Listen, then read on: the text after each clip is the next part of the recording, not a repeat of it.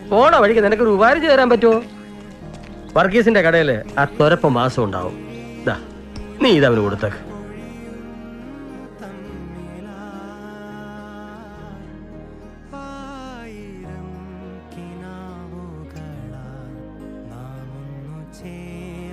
പുറത്താക്കണമെന്ന് പറഞ്ഞ് എല്ലാരും വാശി പിടിച്ചപ്പോ കുറുപ്പ് മാഷ എന്നോടാ ചോദിച്ചത് എന്താ ചെയ്യേണ്ടതെന്ന്.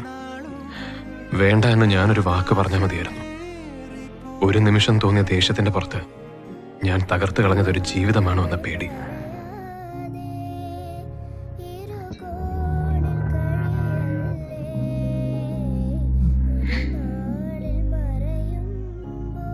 ആ സമയത്ത് ഇവനെ ബസ് സ്റ്റാൻഡിൽ കണ്ടപ്പോ പഴയ ഇടപാട് വീണ്ടും തുടങ്ങിയെന്ന് സംശയിച്ചു.